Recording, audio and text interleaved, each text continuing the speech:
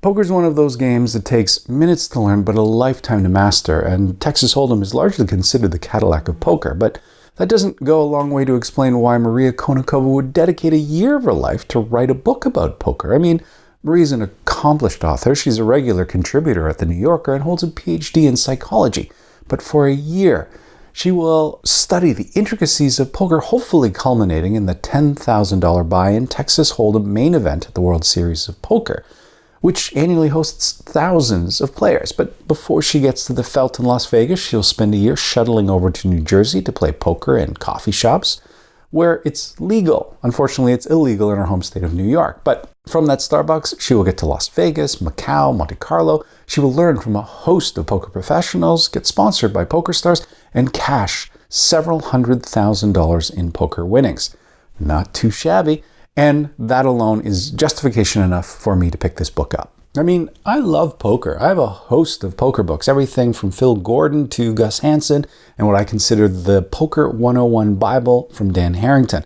I even have Colson Whitehead's The Noble Hustle, which recounts his experience playing the World Series of Poker and what he calls the eat, pray, love for depressed shut-ins. And I'll apologize in advance for some of the terms being used here. Now, Maria provides a glossary in the back of her book, but for the most part keeps it simple. But poker is such a dude bro game, so naturally there's a ton of slang that comes up within the game. So while Maria keeps it simple, a lot of our home games, it's not unusual to hear terms like Big Slick, Pocket Rockets, Cowboys, Ducks, Motown, Chasing the Flush, Dummy End, Riverette, Sucked Out, Under the Gun, and On the Button. And I don't mean to scare you off. Maybe none of this sounds like it's of any interest to you. You don't plan on, and you never will, play poker. But this isn't just a poker book. This is the perfect Venn diagram of poker book meets memoir meets self-help and business read. It's Dale Carnegie meets Daniel Kahneman. It's Malcolm Gladwell heads up with Freakonomics. It's not about how to play poker, but how to play the world. It's poker as insight.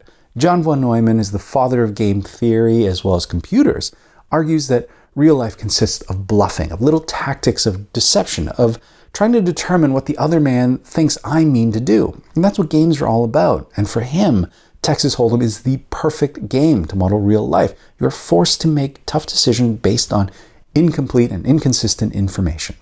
I've always thought that our personality and who we are comes out at the poker table. I mean, all our confidences, our baggage, our experiences, stereotypes, biases are there to see if you're paying attention. You have that CEO that's always swinging for the fences, holding on for his gut shot straight draw in the hopes of winning a massive pot.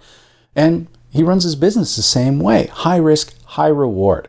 Now the thing is, you can run hot that way for a long time, but inevitably you often end up broke at the table and in business. There's the other CEO that has grown his company organically, that has refused outside investment so that he can retain full control. At the poker table, he plays a tight, aggressive game and is usually the one leading the bet instead of passively calling. Of course, you have that cousin with a self-serving attribution bias. Hands won are a result of his immense poker skill, but losses are a result of bad beats and lucky suckouts. And he's the guy that's on Facebook railing about his boss cutting back his hours without acknowledging the fact that he's repeatedly shown up to work hungover. And it's all there at the table, and that's the key. Maria, early in the book, meets her poker mentor that will take her through her entire poker journey. It is Poker Hall of Famer and holder of 8 WSOP bracelets, Eric Seidel, who gives you 2 words of advice. Pay attention. In poker, as in life, less certainty, more inquiry. Ask questions, stay open-minded, and adjust as needed. Because like I said before, poker is all about making tough decisions with incomplete information. And poker is about finding comfort in and settling into that uncertainty, just like life. Which, when you think about it, is exactly what is happening at this current moment. No one has the answer to the pandemic. No one knows which way the virus will turn. And we people have a tendency to believe what we want to see, not what the research shows. The virus may not seem real until someone in our immediate vicinity catches it. And until then, this can all seem like a bit of an overreaction, that masks are a product of a nanny state and a serious curtailment of our civil liberties. And there are no shortage of people to help reinforce that idea that'll stand along with you. And maybe, depending on where you are, the chances of catching COVID are infinitesimally small, but I guarantee you it's not zero. And talk about all in. The consequences of our decisions are huge. I mean, do we send the kids back to school? Do we return to the office? Do we eat in restaurants? I mean, these are all things that are based on information that is in a state of constant flux. And then there's extenuating circumstances that will reveal themselves over time. It's all just like poker.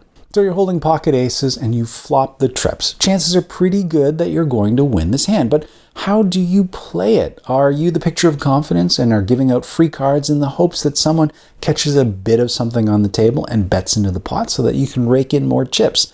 Or are you a more timid player that decides to bet it early to chase off those people that are looking to fill straights or flush draws? I mean, there's no right answer, and this same hand played over 100 times will yield you a massive pot, cost you all your chips, and everything in between. And of course, there's extenuating circumstances as well that you have to consider. Is there an aggressive player behind you? Your check is likely to prompt a large bet on his behalf, sweetening the pot. Or maybe you've been bluffing a ton of hands, and so a bet here may feel like a bluff and create a lot of action at the table. Maybe you haven't played a single hand in the last hour and a half, and so a bet here surely announces that you have at least an ace.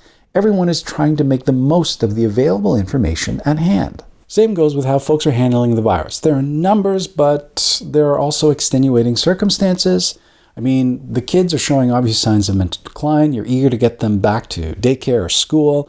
Meanwhile, you've missed a couple deadlines trying to keep the kids occupied while doing your work. You know that sales have been down, layoffs might be imminent. So, of course, you're motivated to get the kids back and you're going to lean on those long odds to justify your actions. Meanwhile, me, I'm an introvert, I've got a sweet home office, and I can work from home indefinitely. So, of course, I lean into the social distancing, mask wearing side of things because it plays into what I'm already doing.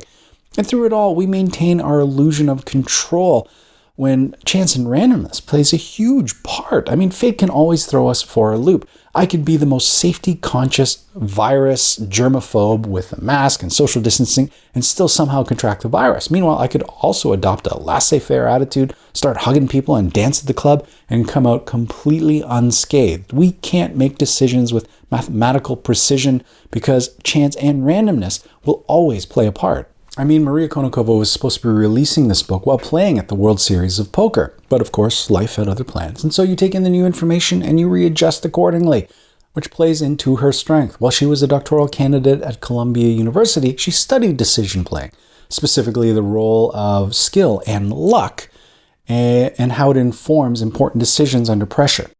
Poker, as in life, is high risk, high reward. I mean, do you take that job in the new city? Do you profess your love first? Do you buy that fixer-upper home?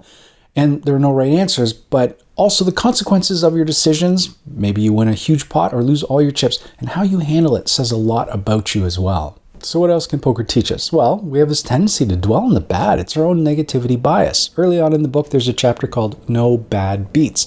And it's this thing that invariably happens in every poker game where some donkey who has no right to be in the hand at all sticks around, catches the miracle card, and beats your otherwise lock hand. And then you fume about this bad beat for the rest of the game. Same goes in life where you can dwell on your past mistakes. I can still consider an awkward interchange I had like months later. Well, Eric doesn't want to hear any of it. There are no bad beats. Just put that aside. The way you frame things affects your mental habits, which inform how you learn and what you become. So this idea of bad beats, it prevents you from being in the proper mental mindset to really achieve success. Just shake it off. You can make the right decisions based on all the information available and on hand, make no mistakes, and still lose. That is life. Just forget about it and move on. Learn, ask questions, and adjust as necessary. That's it. No bad beats. There's a saying that if you've been at the poker table for 10 minutes and you don't know who the sucker is, you're the sucker. Poker pushes you outside of your illusions, your self-conception, and it reveals who you really are if you are there to pay attention. And good poker play models effective behaviors in the real world. I personally love the game of poker. I've been playing for well over a decade. Mostly now it's just beer league stuff, a chance to get together, get drunk, and socialize. I mean, back when you could do that sort of thing.